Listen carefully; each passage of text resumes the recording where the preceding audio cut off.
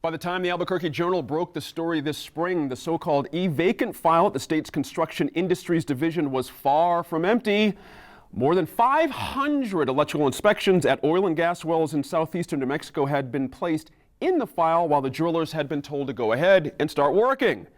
As the printing presses rolled, the governor's office said they weren't sure a blanket annual permit, which was the apparent thinking behind shuffling inspection requests into what amounted to a dead letter office, really. They thought that was the way to go. Now, word from Colleen Heald over at the Journal, 85% of those wells failed. We're going to talk about what failed means, follow-up inspection. So what's next? What's the fallout? That's where our illustrious group begins this week. Returning to the table, currently from the Waite Company and a former Heather Wilson campaign hand, Christopher Sanchez is back. The CEO of the New Mexico Green Chamber of Commerce and a panel regular, Laura Sanchez, is here. Political reporter for the Santa Fe New Mexican, our friend Steve Terrell, is back for another go. And from the Garrity Group Public Relations, our second panel regular, Mr. Tom Garrity. Laura, sort of hard to figure out where the Martinez administration comes down on this when you think about it. We did ask them this week, but you know, we got a little response from Enrique Nell about how these things are going. But let's start with the facts of the matter. That it gets to a point where 500 of these things are not inspected. It's a burgeoning economy down there. Wells are being dug at a more rapid rate than they have in the past, but we have not kept pace with the government side. Where's the actual fault here? Is it the government side completely, or does the industry have some culpability? I think both. Okay. I think in this case both. You know, we have regulation for a reason. Obviously, it's a safety concern. It's a huge problem. And I think that in this case, we have both the government side not filling, frankly, not filling positions, because even with the backlog, and once they started to address those, they still had a shortage of inspectors. But also, you know, on the industry side, we've heard for years how there's too much regulation and they need to streamline this. This is not the way to streamline it. You can't streamline, you know, and try to get to your production or whatever by circumventing the safety regulations that we have. I mean, isn't that sort of what happened? I mean, I think when I look at this, and given that it's oil and gas issues, it makes me think of Deepwater Horizon, actually. And the fact, wasn't there an inspection before that had failed, or that had just, you know, sort of not done what was supposed to happen? I mean, we can't be just streamlining things like this in favor of moving forward and possibly putting people's lives at risk. Sure. Tom, you know, interesting the idea of the annual, talk about the annual permit that had been proposed, and now there's a lot of second and third and fourth thoughts on this. You know, the idea that you don't have to do something during the year, say like quarterly or semi-annually, just one permit over the course of 1 year. Does that sound like a solution to you? Well, it is a solution. I think that's, you know, probably the second and third conversation after everything gets addressed. Good point. You know, I don't necessarily agree with Laura that the fault, you know, is with industry. I think this is clearly a CID issue. I mean, when you have that kind of backlog that we know of right now, at least in the southeastern part of the state, who knows what's happening in the northwestern part of the state, where I hear there are at least 600 similar type situations. You know, you really have a process issue. You have a department that had a chance to increase its employment numbers as far as increase the number of contractors during the last legislative session, and they declined. So, you know, we have a situation here where, yeah, lean government is good, but you know what? This is coming back to bite a lot of folks. And I agree with Laura that, you know, this is a potential of being something really hazardous if it's not handled correctly by CID. I'm glad they're going back and checking everything out. Absolutely, and there was some interesting quotes in Ms. Heild's article about, from the electrical union or whatever it was, that, look, this is very much a safety issue. If you're talking about a hot box, literally, that's been energized and turned on, it's a vastly different situation than just a you know, to-be-built box and a step along the way. Yeah, and that's probably where some of the confusion is that, you know, you have red tags, stop orders. Those are terms that are used with existing construction. A lot of this is brand new, and you just can't tell a lot of things by way of the photographs. You know, with the price of copper, with the price of aluminum as high as it is, who's to say that, you know, you can determine what a gauge is of a certain copper wire or aluminum wire based on a photograph. That's right. And who's to say that you can't resubmit the same photograph over and over and over again? So before we get to that, you know, that second or third conversation, I think there's a lot of other stuff that needs to be covered. Right. Chris, I'm still on this idea of government keeping up with a dynamic industry, something that's clearly growing. Isn't it government's job to be responsive in that way and be in step when things are doing this? And so you don't have these huge gaps. So how much culpability for the Martinez administration on this? Even knowing this situation goes back some time, back to Richardson, Mr. Richardson and beyond probably. Right, and you know, this is a very complicated issue, and I think even the Albuquerque Journal had a difficult time trying to, you know, shed light on the situation. I think there's still a lot of confusion. So that being said, I think that number one, what needs to be known is, you're right, this has been a problem. This isn't a problem of the last 2 or 3 years. This has been a problem that's been festering for the last decade. This goes way beyond the Martinez administration. This was happening during Governor Richardson's administration. Number two, I think that you know, this administration is actually doing something about it. They came in and found out that there were hundreds of sites that needed to be inspected, and that's why they created the e-vacant system.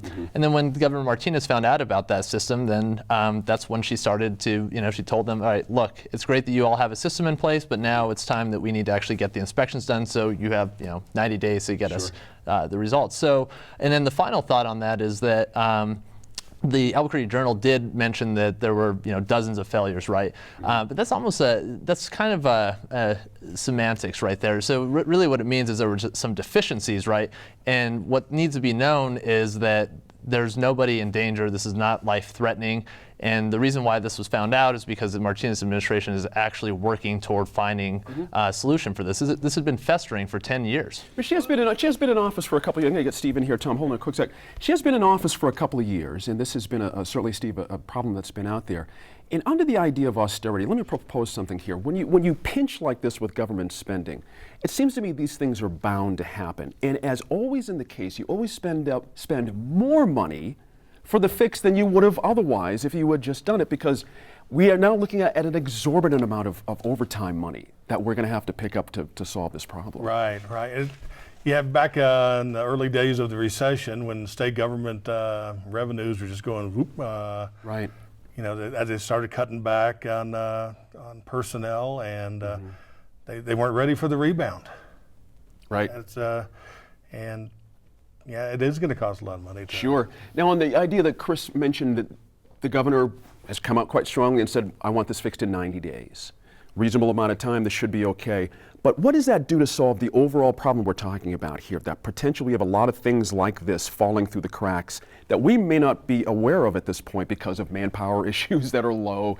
Everything that Laura mentioned before. Is this a signal of something yet to come in your mind? I don't have any knowledge of anything else coming, but it certainly could. And you know, it's they're kind of in a reactive mode rather than proactive. So. Right. You know, Construction Industries Division has, you know, it has a huge purview. A lot of things they have to watch over. Make sure our homes don't fall on our heads or blow up or whatever the case may be. There's been a lot. Talk about that division, if you would. You know, is it time for a relook at the whole entire thing at this point? Again, does this signal something that needs some more attention? Well, you know, Construction Industries Division as a concept, I think, is a smart concept. You know, I think how it's been managed is where the issues are really coming into play. Take issue with what Chris has said earlier about it being, it's something the Martinez administration inherited. Well, let's take a look at the email accounts that everybody forgot about with this, you know, 600 plus emails in this account. That's right. The date record will speak for itself. Right. You know, if it was post 2011, then it's a Martinez issue. If it's pre, then it was clearly a Richardson issue. My gut is that you know, it's the staffing manpower issues of the you know, under the Martinez administration that's really comes into play. Right. But we need CID. We just need a smarter CID. And you know, when they have the opportunity, when Representative Varela, you know, or I'm sorry, Saavedra asks, do you need more staffing? Right. And they say, no, we don't. And then they have this type of backlog. You know, I don't know really what's going on there, if they're thinking, oh yeah, we can handle this, or if they're aware of what their own internal processes Let's finish with Laura on that point, because that's interesting too. That something's broken in the system where something cannot be reported up, as Tom's mentioning here, so action can be taken. Maybe that is part of the problem. Is that just endemic in state government, or? Well, I think there's an element of that in state government in Yeah. general. But I think this, you know, this speaks to a larger problem about underfunding a lot of really critical positions throughout state government. I think that this administration came in with the intent to try to reduce the number of government positions or unfill certain positions. And that has really come back to bite them. And I think it's a real problem, because you end up essentially, you know, drying out this particular area in terms of its professionalism, and that's a real problem for the industry. And that's why I mentioned the industry. I do think that they take some responsibility in this, because the best way for you to avoid additional regulation in any industry is to self-regulate, to make sure, I mean, they have a symbiotic relationship. The regulators at CID have to work with the industry. the industry has to work with CID. If they're seeing that there aren't enough inspectors, they need to put pressure on the right people to make sure there are enough inspectors to make this safe for everybody. Interesting. Chris, we got about a minute or just under left. We do have a statement from Enrique Nell. Our producer Matt Grubbs had asked, and Enrique was kind enough to send something back. But I like the way they finished it here, saying we're pleased that corrective action will be taken and re-inspections performed to confirm the corrections, and that should make the taxpayer feel a little bit better. I would have loved to have heard that we're going to take a step back and look at this situation in whole. Did they miss an opportunity here to come out with something like that and just say, look, let's take a look at the whole bloody thing and see what happens here? Well, first, I want to get back to what Tom was saying. He was saying that you got to look back at the emails that and the dates. Well, that was started under the Martinez administration, because when she was elected, they came in and realized that there were hundreds of these sites that needed to have inspections. So they started this as a database, as a way to have their pending inspections. So they have it as a growing list, right? And then when Governor Martinez found out about it, then that's when she said, okay, look, you have 90 days. It's great. You have this system in place. Now let's get the inspections done. Right. But this has been a problem that had been festering for 10 years. Interesting. This is going to be one to watch, because I do say again, I think this is really emblematic of something in our state government that needs attention, that these are huge issues that are safety issues that we have to figure out. And somebody in the administration gave the green light for these, for the oil and gas producers in the southeastern part of the state to move forward. Right. Who is that person? And I think you'll find where the issues are. Right. Good point. Glad you got that in. We're back. We're going to take a quick break here.